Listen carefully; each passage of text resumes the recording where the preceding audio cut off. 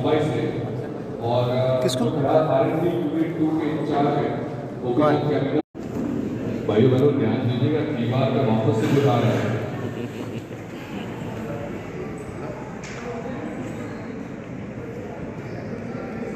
मैं बताता चलूँ एक फिलोसॉफिकल बात है कि दीवारों पे बताया तो जा रहा है, लेकिन जो इनविजिबल दीवार घंटे खड़ी कर देती है दोस्त हैज टू बी ब्रोकन, तोड़ती है।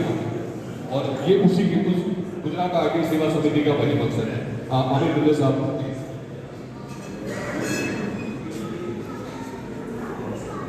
अस्सलाम वालेकुम।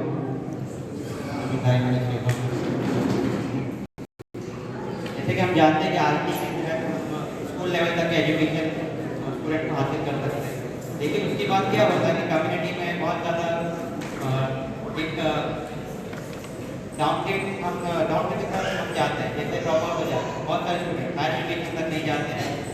बेसिक उनका एक मुद्दा होता है कि हमारे पास फंड नहीं है, फाइनेंस नहीं है, हमारी फैमिली कंडीशन फाइनेंशियल कंडीशन अच्छी नहीं है।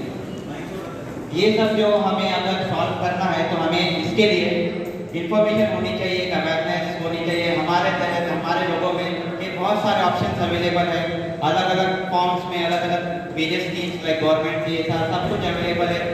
और सिर्फ इतना है कि हम जानते नहीं, वो जानने के लिए हमें क्या करना होगा, हमें थोड़ा सा फोकस करना होगा और एक टीम बनाकर इसमें वर्क करना होगा। तो मैं आपको कुछ बेसिक डिटेल्स बताता हूँ जो हमें मोस्टली पता नहीं होती है और जिस स्कॉलरशिप हम नहीं जानते हैं। और जैसे मैं थोड़े बहुत मिथ्स भी है लोगों के बीच के, स्कॉलरशिप जो होती है वो एक पर्टिकुलर सीजनल होती है। जैसे आम के सीजन होते हैं तो हम जुलाई में स्कॉलरशिप एकेडमिक सेशन स्टार्ट होता है तब आती है, अगस्त में खत्म हो जाती है। ऐसा नहीं है, अभी स्कॉलरशिप पूरे साल ओपन होती है। तो एक ही आप पहले से पॉइंट क्लियर कर लें कि कोई टाइमलाइन नहीं है स्कॉलरशिप प्रोग्राम अरेंज करने का, कोई ऐसा डेट नहीं हो सकता। हम एवरी डे कभी भी कोई भी प्रोग्राम अरेंज कर सकते हैं और साल भर स्कॉलरशिप चलते रहती है। मेरी गुजारिश है कि प्लीज आइसक्रीम वगैरह का जो भी एहतमाम है उसके थोड़ी देर के लिए होल्ड पे रख लीजिए। बहुत ज्यादा अहम और जरूरी बात है और कोई डिस्ट्रैक्शन नहीं हो वो बेहतर है। सो प्लीज आइसक्रीम गाइस, माफी चाहता हूँ बट स्टिल थोड़ी देर के लिए आप स्टेज पे जाइए।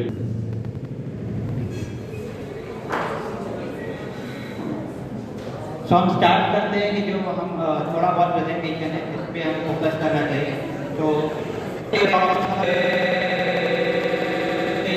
अवेलेबल है, ऐसा नहीं है कि कोई स्कॉलरशिप हमें हम कॉमर्स कर रहे हैं तो हमारे लिए स्कॉलरशिप अवेलेबल है, इंजीनियरिंग वालों के लिए अवेलेबल होती है, ऐसा नहीं है, सब स्टूडेंट्स के लिए अवेलेबल है।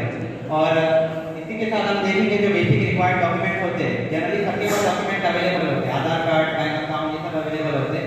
एक मेजर क्रूशियल डॉक्यूमेंट होता है इनकम सर्टिफिकेट और दूसरा बोनाफाइड।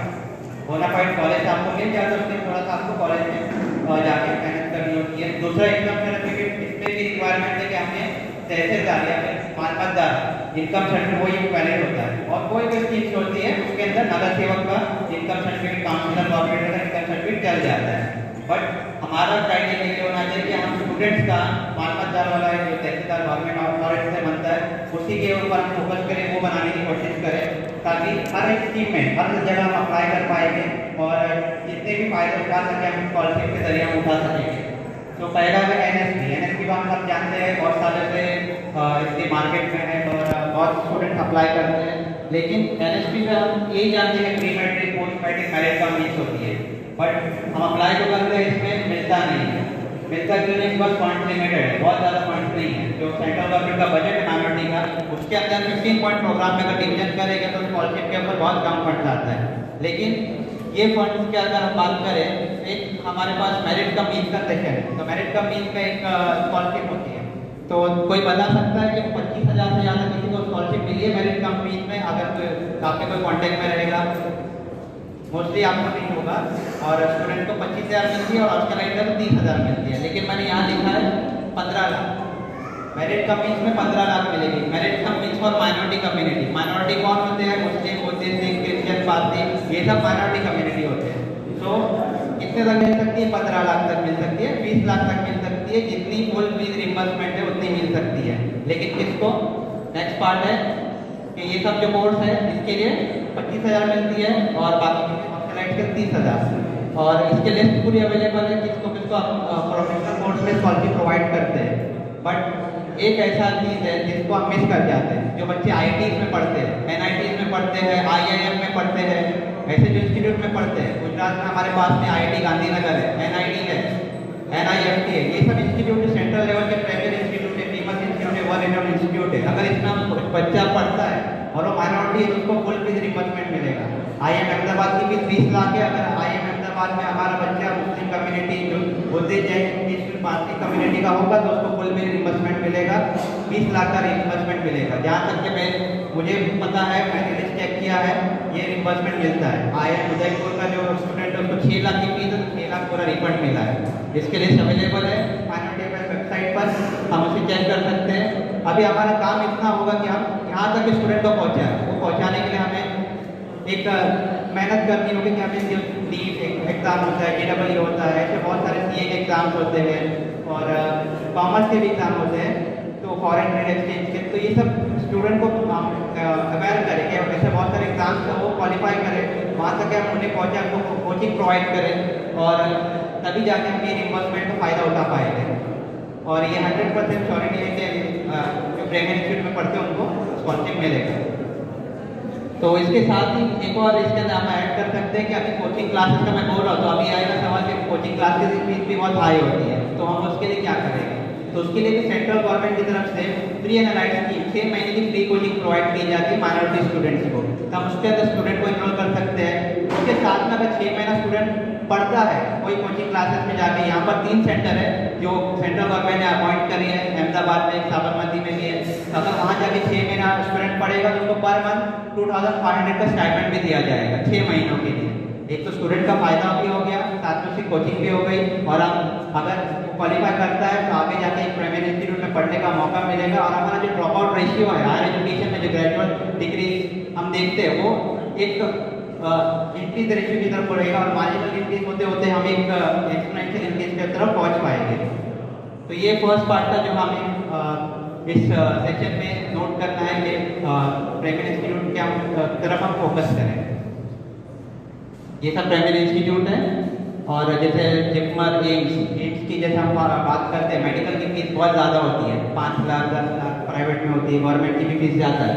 बट एम्स जो है इंडिया का जो इंस्टीट्यूट है जिपमर है, इसकी फीस 5000 है, साल की फीस 5000 होती है एम्स की, और एम्स कुछ 14 है इंडिया में। तो एक अच्छा ऑप्शन हमारे पास मिलता है कि कम फीस, प्राइवेट इंस्टीट्यूट, अच्छा इंस्टीट्यूट, लेकिन फर्क इतना है कि हमें वहाँ पहुँचने के लिए मेहनत करनी है।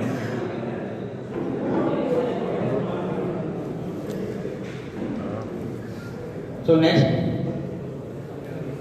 और भी बहुत सारी स्कीम्स होती है नेशनल स्कॉलरशिप पोर्टल पर, तो वो डिटेल्स उसके अवेलेबल है, बट हमारे रिलेवेंट कंटेंट के हम उस पर जाते हैं। बी का मतलब मैं सबको पता है, और इसके अंदर नगर सेवक का, MP MLA का इनकम सर्टिफिकेट वैलिड होता है, इसलिए मैंने यहाँ क्या स्टूडेंट यहाँ नोट करें और वो इजीली ये सर्टिफिकेट पास से ले सके और अप्लाई कर सकते हैं। नेक्स्ट इज इंस्पायर स्कीम भी बहुत अच्छी स्कीम्स है जो सेंट्रल गवर्नमेंट की तरफ department of science and technology provide करती है।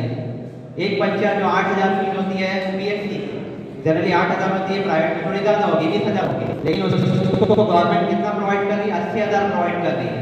सिर्फ क्या करना है उसे, PHC करना है, और आगे वो कंटिन्यू करना चाहे MSc तो MSc भी कर सकता है। हर साल गवर्नमेंट 80000 देगी 5 सालों के लिए, 4 लाख आपको गवर्नमेंट प्रोवाइड कर रही है। लेकिन इसके लिए एक क्राइटेरिया है कि आपको क्लास 12 साइंस में 1% में आना है, 1% में आना है। तो 1% गुजरात का जो कट ऑफ है कुछ 70 पर क्लोज होता है, जिसका क्लास 12 साइंस में 70% के ऊपर आया है वो स्कीम में अप्लाई कर सकता है। कंडीशन ये कि आपको BSc में एडमिशन लेना होगा, BSc वो भी plain science, IT computer science ऐसा नहीं, इसकी भी बहुत लंबी लिस्ट अवेलेबल है। BSc chemistry, botany, zoology, anthropology, ऐसे बहुत सारे सब्जेक्ट है जिसके अंदर अप्लाई कर सकते हैं। तो ये भी बहुत अच्छी स्कीम है जो हर स्टूडेंट को अप्लाई करनी चाहिए। और भी बहुत सारे स्टूडेंट एलिजिबल होते हैं इंस्पायर के लिए, जैसे जो IIT JEE मेंस में एडवांस में 10,000 से कम मार्क्स रैंक लाता है, नीट में 10,000 से कम रैंक लाता है, वो भी एलिजिबल है। ISER में पढ़ने वाले बच्चे भी एलिजिबल है। नेक्स्ट EWS सर्टिफिकेट, जैसे मालमतदार का सर्टिफिकेट होता है, EWS भी एक वैसे सर्टिफिकेट है। 8 लाख से कम अगर आपकी इनकम है तो आप EWS सर्टिफिकेट बना के 10% का रिजर्वेशन ले सकते हैं। और रिजर्वेशन कहाँ पर वैलिड है गवर्नमेंट जॉब्स में और साथ ही साथ एजुकेशन में, private as well as government. तो जैसे मेडिकल इंस्टीट्यूट हो गए, अगर वहाँ EWS लेके जाते हैं तो थोड़ा कम परसेंटाइल में हमारा एडमिशन हो सकता है। और ये कौन अप्लाई कर सकता है, कौन बना सकता है, जो ये कंडीशन फॉलो करता है इनकम की प्लस प्लान प्रोविजन की। बट एक जनरल परसेप्शन ये होता है कि मुस्लिम कम्युनिटी या फिर जो माइनॉरिटी कम्युनिटी है ये EWS में नहीं आते, ऐसा नहीं है। All community like upper caste और जनरल कैटेगरी जो अपने आप को लिखते हैं वो सब इसके अंदर एलिजिबल है और ये बनाना चाहिए। और इजीली गुजरात में बन जाता है। जैसे सेम प्रोसेस इनकम सर्टिफिकेट का होता है, मालूमातदार प्रोसेस जो हम फॉलो करते हैं वही प्रोसेस फॉलो करना है और 3 साल का EWS सर्टिफिकेट आप बना सकते हैं। और एक बार आपने बना लिया तो आप गवर्नमेंट जॉब में, रेलवे की हो गया, UPSC हो गया, जो भी गवर्नमेंट जॉब्स हैं central as well as state government jobs उसमें अप्लाई कर सकते हैं। साथ ही साथ education institute private as well as government दोनों में एलिजिबल है। ओके, तो नेक्स्ट इज ये बेनिफिट हमने देख लिया। अभी आते हैं मेन पार्ट के स्कॉलरशिप। जैसे बहुत सारा मेट होता है हमारे लिए जो स्कॉलरशिप मिलती नहीं है और इसके अंदर हम अप्लाई कर करके थक गए, तो ऐसा नहीं है। हमें यहाँ पर एक प्रॉपर मैनेजमेंट चाहिए कि हम समझें कि स्कॉलरशिप कैसे अप्लाई करना है, कब अप्लाई करना है, किसके लिए अप्लाई करना है और कैसे अप्लाई कर सकते हैं। तो बहुत सारे स्कीम्स हमने देखा, गवर्नमेंट की स्कीम देखा, मैंने स्टेट गवर्नमेंट यहाँ पे कवर नहीं किया है। स्टेट गवर्नमेंट ने ऐसा कहते हैं कि 2 लाख तक मिलता है, बट 2 लाख MOSY में मेडिकल स्टूडेंट्स को ही मिलता है। उसके अलावा जो दूसरे स्टूडेंट्स हैं इंजीनियरिंग के उनको 50,000 मिलता है, BCom स्टूडेंट को 10,000 मिलता है। तो हमारे भी एक मित्र हो गए कि MOSY जो है बेस्ट है, बट MOSY के अलावा और भी हमारे पास ऑप्शन है जिसमें हम अप्लाई कर सकते हैं। और जैसे हम देखेंगे फर्स्ट है हमारे पास विद्या साथी CSR ऑप्शन है। CSR means corporate social responsibility, जो कंपनीज की तरफ से स्कॉलरशिप प्रोवाइड की जाती है। टाटा हो गया, जो भी कंपनी हो गई जिनका प्रॉफिट होता है वो उसमें से पर्टिकुलर परसेंटेज CSR की तरफ डालते हैं। तो CSR they spend in various cause like engineering, education हो गया, स्वच्छ भारत अभियान हो गया, मेडिकल हो गया। तो ऐसे बहुत सारे जो सोशल एक्टिविटीज़ अगर उसमें स्पेंड किया जाता है उसे हम CSR कहते हैं। तो CSR के लिए 2 मेजर पोर्टल है। पहले CSR बहुत रैंडम चीज थी, बस अभी एक ऑर्गेनाइज सेक्टर हो गया है जिसके थ्रू हम फायदा उठा सकते हैं। बस काम हमें इतना करना होता है। ये विद्या साथी जो वेबसाइट है ये टाई अप है NSDL का और टेस्ट मुंबई का। तो उन्होंने एक नया वेबसाइट बनाया जिसके थ्रू हम स्कॉलरशिप अप्लाई कर सकते हैं। जैसे हम NSP पर अप्लाई करते थे, नेशनल स्कॉलरशिप पोर्टल पर, सेम तरीके से हम यहाँ पर भी स्कॉलरशिप प्रोवाइड कर सकते हैं, वो भी CSR की, जैसे सीमेंट्स की, टाटा की और जो बहुत सारी CSR कंपनीज होती है उसके अंदर हम अप्लाई कर सकते हैं। जैसे मैं यहाँ दिखाता हूँ, बहुत सारी कंपनीज का दिया हुआ 60,000 तक का स्कॉलरशिप प्रोवाइड कर रहा है, कोई 5,000 देता है। जैसा आपका कोर्स रहेगा वैसा आपको स्कॉलरशिप मिलेगा। दूसरा ये भी है कि CSR में जो प्राइवेट स्कॉलरशिप होती है उसके अंदर हमें 20,000 से 40,000 तक का मिल सकता है। ऐसा नहीं है, आपको आपकी फुल फीस तक मिल सकती है। आपकी फीस अगर 1 लाख है तो आपको 1 लाख तक मिल सकता है, आपकी फीस 10,000 है तो आपको 10,000 तक मिल सकता है। फर्क है, हमें सिर्फ इतना कोशिश करना है कि हमें उस स्कीम में अप्लाई करना है और हर महीने कुछ ना कुछ जो नई नई स्कॉलरशिप आती है उसके लिए अप्लाई करना होगा।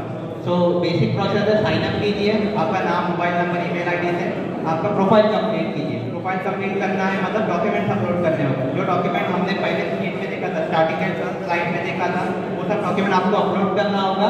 देन सर्च एंड अप्लाई करके आप स्कॉलरशिप अप्लाई कर सकते हैं। तो बहुत ही सिंपल प्रोसेस है और इसे फायदा उठाने के लिए हमें थोड़ी सी मेहनत करके अप्लाई करने के लिए एक सेंटर बनाना होगा। दूसरा ऑप्शन है बडी कॉस्ट स्टडी, और जैसे we are a partner of Buddy cost study for student outreach, तो उनका content I will share with you directly slide. तो जैसे हमने देखा था विद्या साथी है, दूसरा प्लेटफॉर्म बडी कॉस्ट स्टडी है। सेम यहाँ वही करना है, रजिस्टर करना है, प्रोफाइल बनाना है और अप्लाई करना है। तो अभी करंटली जो ओपन स्कॉलरशिप है बडी कॉस्ट स्टडी पर मैं आपको शो करूँगा। फर्स्ट से शामी की MI स्टूडेंट्स को दे रही है क्लास 11 से लेकर ग्रेजुएशन तक।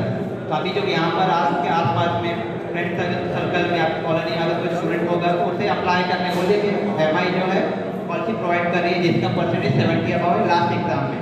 क्लास 10 के बाद 11 से लेके ग्रेजुएशन तक स्टूडेंट अप्लाई कर सकते हैं। सेकेंड पार्ट इज कोलगेट भी स्कॉलरशिप अप्लाई कर रही है class 11 graduation course, BDS course और उन लोगों को जो किसी के हेल्प करते हैं।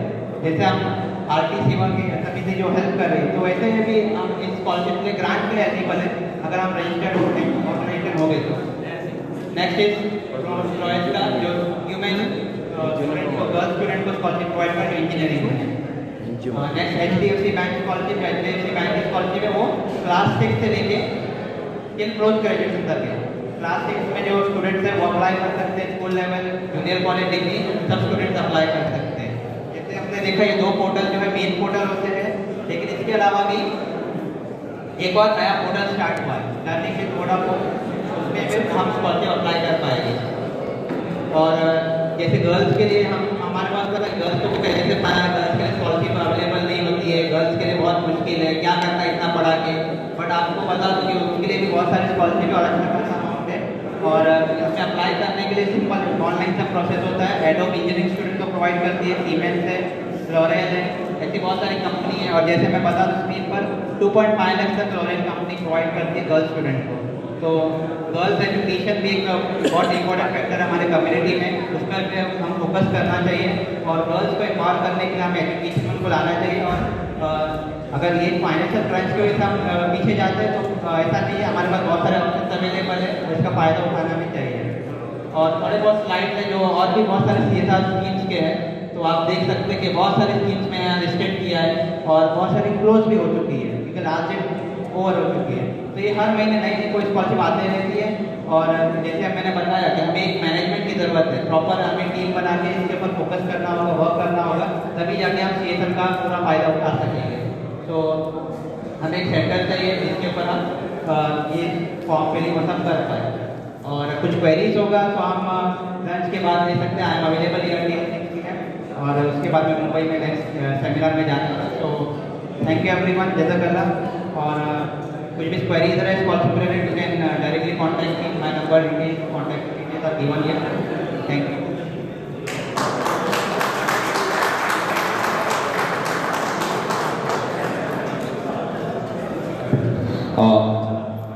इसका 2 मिनट।